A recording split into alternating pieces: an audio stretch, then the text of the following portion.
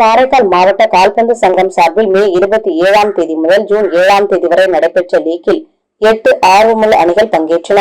விறுவிறுப்பான தொடர் ஆட்டங்களுக்கு பிறகு காரைக்கால் யுனைடெட் கால்பந்து கிளப் வெற்றி பெற்றது. டால்பின் FC 2ஆம் இடத்தை பிடித்தது. நிறைவு விழாவில் பாண்டிச்சேரி கால்பந்து சங்க தலைவர் நஸ்தோட், துணைத் தலைவர் கிருஷ்ணமூர்த்தி, பொதுச் செயலாளர் தனசேகர், உடற்கல்வி விரிவுரையாளர் வெங்கடேஷ், நிர்வாக தலைவர் சதீஷ்குமார், KDFA-வின் தலைவர் டாக்டர் சவரிராஜன் வரவேற்புரையுடன் தொடங்கியது. கோடைக்கால பயிற்சி முகாமில் வீரர்களுக்கு ஜெர்சி, கிட் மற்றும் சான்றிதழ்களை தலைமை விருந்தினர்கள் வழங்கினர். வெற்றி பெற்ற காரைக்கால் யுனைடெட் கால்பந்து கிளப் மற்றும் 2ஆம் இடம் பிடித்த டால்பின் FC அணிக்கு கோப்பைகள் மற்றும் விருதுகள் வழங்கப்பட்டன. KDFL 2023-24 வெற்றிக்கு பங்களித்த அனைத்து பங்கேற்பாளர்கள், அதிகாரிகள் மற்றும் ஆதரவாளர்களுக்கு நன்றி தெரிவித்து KDFA செயலாளர் தமிமுல் அன்சாரி நன்றி கூறினார்.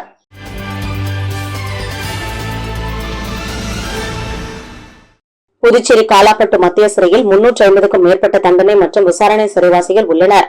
சிறையில் விவசாயம், பேக்கரி, தறி, ஊதுபத்தி, மெழுகுவர்த்தி, கலை ஆபரண பொருட்கள் தயாரிப்பு போன்ற பல்வேறு தொழில் பயிற்சிகள் அளிக்கப்பட்டு வருகிறது. அதன் மூலம் சிறைவாசிகளின் வாழ்வாதாரம் பெறுவதோடு மனமாற்றமும் கிடைக்கின்றது. மேலும் சிறையில் அரிய வகை மூலிகை செடிகள் மற்றும் ஏலக்காய், பட்டை, லவங்கம், காஃபி போன்றவை பயிரிடப்பட்டுள்ளது.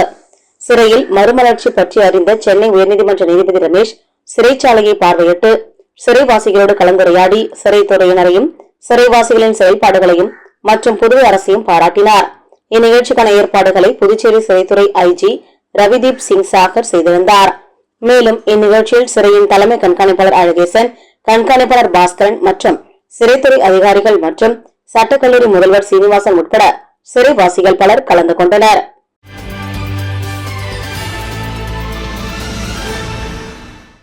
அரியங்குப்பம் கொம்யூன் ஆண்டியார்பாளையம் அருள்தரம் ஸ்ரீ எல்லையம்மன் திருக்கோவில் மற்றும் அருள்தரம் ஸ்ரீ முத்துமாரியம்மன் தேவஸ்தான அஷ்டபந்தன புனராவர்த்தன மகா கும்பாபிஷேகம் நடைபெற்றது. முன்னதாக மங்கள இசையுடன் தொடங்கிய நிகழ்ச்சியில் விக்னேஸ்வர பூஜை, புண்ணியாக வாசனம், மகா கணபதி ஹோமம், அஷ்டலட்சுமி ஹோமம், தன பூஜை, கோபூஜை, சுமங்கலி பூஜை, வாஸ்து சாந்தி, எஜமான ரக்ஷா பந்தனம், முதற்கால யாகசாலை பூஜைகள், கும்ப அலங்காரம், யாத்ரா தானம், கலச ஸ்தாபனம், 2ஆம் கால பூஜை, ராஜகோபுர கலச ஸ்தாபனம், 3ஆம் கால 4ஆம் கால யாகசாலை பூஜைகள், மகா பூர்ணாகோதி நடைபெற்று யாத்ரா தானம், அதனைத் தொடர்ந்து மூலவர் ஸ்ரீ எல்லையம்மன் மகா கும்பாபிஷேகம், அதனைத் தொடர்ந்து பரிவார விமானம், மூலவர் விமானம், ராஜகோபுரங்கள் கும்பாபிஷேகம் நடைபெற்றது. இதில் சிறப்பு அழைப்பாளராக சபாநாயகர் ஏம்பலம் செல்வம், முன்னாள் அரசு கொறடா அனந்தராமன், கலை பண்பாட்டுத்துறை செயலர் நெடுஞ்செழியன், தவளக்குப்பம் வேளாண் அறிவியல் கல்லூரி தாளர் அக்ரி கணேஷ் ஆகியோர் கலந்து கொண்டு சுவாமி தரிசனம் செய்தனர். அதற்கான ஏற்பாடுகளை கிராம பஞ்சாயத்தார்கள் மற்றும் ஆண்டியார்பாளையம் கிராமவாசிகள் செய்திருந்தனர்.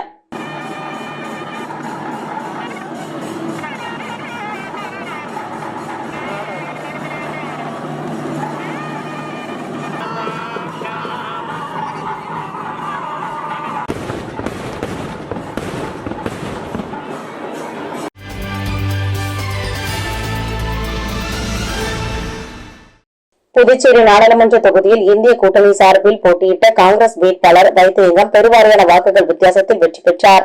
இதனையடுத்து வெற்றி பெற உழைத்த நிர்வாகிகளை நேரில் சந்தித்து வைத்திலிங்கம் நன்றி தெரிவித்து வருகிறார். இதன் ஒரு பகுதியாக முத்தியால்பேட்டை தொகுதி வாக்காளர்களுக்கு நன்றி தெரிவிக்கும் பிரச்சார வாகன பேரணியை முத்தியால்பேட்டை காங்கிரஸ் பிரமுகர் ராஜேந்திரன் தலைமையில் நடைபெற்றது. இதில் சிறப்பு விருந்தினராக முன்னாள் முதலமைச்சர் நாராயணசாமி கலந்து கொண்டு நன்றி தெரிவிக்கும் வாகன பயணத்தை தொடக்கி வைத்தார். தொடர்ந்து நிகழ்ச்சியில் பேசிய அவர், காங்கிரஸ் பேரியக்கம், திராவிட முன்னேற்ற கழகம், மனிதநேய மக்கள் கட்சி, மாணவர் கூட்டமைப்பு போன்ற அனைத்து அமைப்புகளின் அரசியல் கட்சிகளுடைய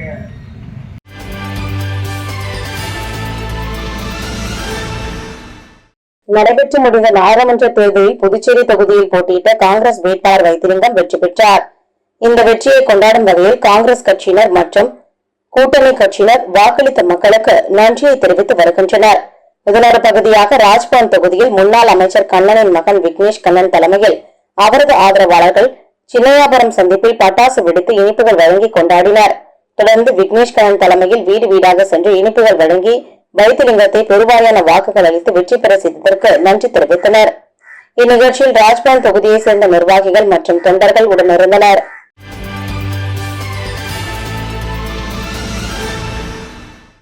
விழுப்புரம் மாவட்டம் வானூர் அருகே உள்ள திருவக்கரை பகுதியில் அமைந்துள்ள ஸ்ரீ வக்ர மாரியம்மன் மற்றும் திரௌபதியம்மன் ஆலய மகா கும்பாபிஷேக விழா நடைபெற்றது.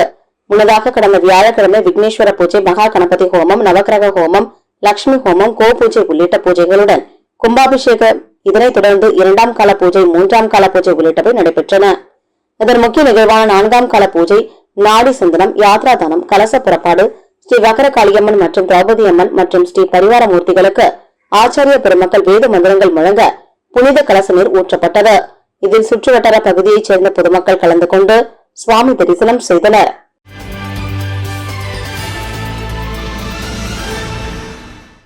புதுச்சேரியை சேர்ந்தவர் பிரதீஷ் என்பவர் கொலை வழக்கில் புதுச்சேரி மத்திய சிறையில் தண்டனை கைதியாக இருந்து வந்தார். அப்போது பிரதீஷ் மத்திய சிறையில் உள்ள மற்ற கைதிகளோடு சண்டையிட்டதால் காரைக்கால் மாவட்டத்தில் உள்ள கிளை சிறைக்கு மாற்றப்பட்டிருந்தார். இந்நிலையில் பிரதீஷ் தூக்கிட்டு தற்கொலை செய்து கொண்டார். இதனையடுத்து காரைக்கால் நகர காவல் நிலைய போலீசார் பிரதீஷ் உடலை கைப்பற்றி பிரேத பரிசோதனைக்காக காரைக்கால் அரசு மருத்துவமனைக்கு அனுப்பி வைத்தனர்.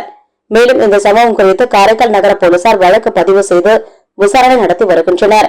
இந்நிலையில் சிறையில் தண்டனை கைதி தூக்கிட்டு தற்கொலை செய்து கொண்ட சம்பவம் பரபரப்பை ஏற்படுத்தியுள்ளது.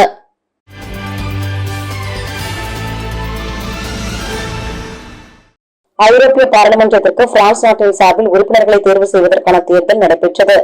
இந்தியாவிலும் இதற்கான தேர்தல் டெல்லி, பெங்களூர், மும்பை, கொல்கத்தா, தமிழ்நாடு, புதுச்சேரி ஆகிய மாநிலங்களில் நடைபெற்றது. தமிழ்நாடு, கேரளா, புதுச்சேரி ஆகிய மாநிலங்களில் உள்ள பிரெஞ்சு குடியுரிமை பெற்றவர்கள் வாக்களிக்கும் வகையில் 4 வாக்குப்பதிவு மையங்கள் புதுச்சேரி மற்றும் சென்னைக்கான பிரெஞ்சு தூதரகத்தின் சார்பில் அமைக்கப்பட்டு வாக்குப்பதிவு காலை 8 மணி முதல் மாலை 6 மணி வரை நடைபெற்றது. இத்தேர்தலில் 81 உறுப்பினர்கள் பிரான்ஸ் நாடு சார்பில் தேர்ந்தெடுக்கப்பட உள்ள நிலையில் 38 அரசியல் கட்சிகளை சேர்ந்தவர்கள் போட்டியிடுகின்றனர்.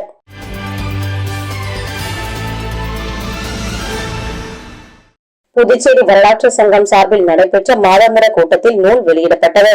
புதுச்சேரி வரலாற்று சங்கம் சார்பில் நடைபெற்ற மாதாந்திர கூட்டத்தில் நூல் வெளியீட்டு விழா நெல்லாம் கிளினிக் கருத்தரங்க அறையில் நடைபெற்றது.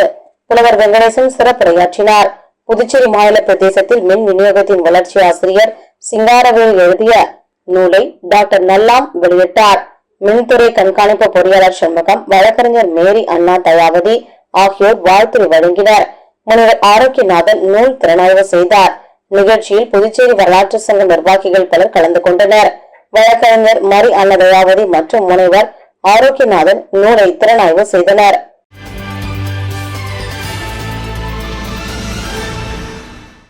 நடைபெற்று முடிந்த நாடாளுமன்ற தேர்தலில் தன்னை எதிர்த்து போட்டியிட்ட பாஜக வேட்பாளரை தோற்கடித்து பெருவாரியான வாக்குகளை பெற்று காங்கிரஸ் வேட்பாளர் வைத்திலிங்கம் வெற்றி பெற்றார்.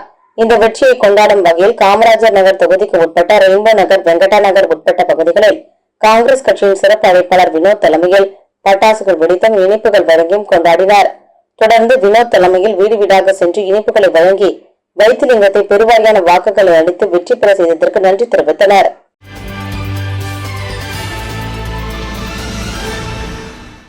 புதுச்சேரி காந்தி வீதி, பெருமாள் கோவில் வீதி சந்திப்பில் ரூட் 45 ஹாலிடேஸ் நிறுவனம் புதிதாக உருவாக்கப்பட்டுள்ளது.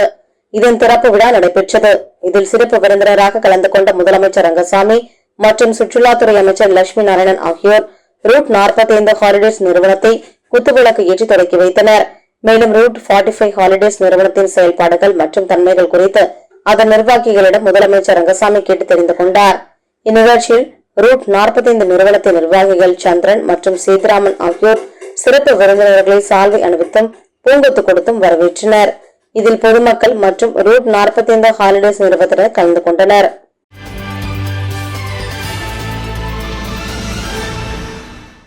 திப்புராயப்பேட்டை செஞ்சி சாலையில் அமைந்துள்ள அருள்மிகு ஏழை மாரியம்மன் ஆலய ஸ்ரீதேவி பச்சைவாழியம்மன் உடனுரை ஸ்ரீ மன்னாதீஸ்வரர் ஆலய 56ஆம் ஆண்டு தீமிதி திருவிழா கடந்த 4ஆம் தேதி செவ்வாய்க்கிழமை விக்னேஸ்வர பூஜை கணபதி ஹோமத்துடன் தொடங்கியது.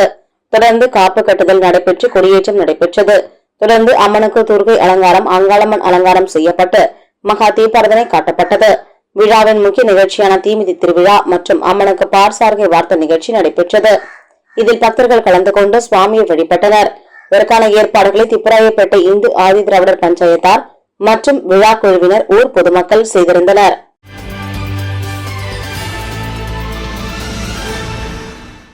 முத்தியால்பேட்டை மார்க்கெட் பின்புறம் உள்ள ஸ்ரீ கன்னியம்மன் ஆலய மண்டல அபிஷேக நிறைவு விழா நடைபெற்றது.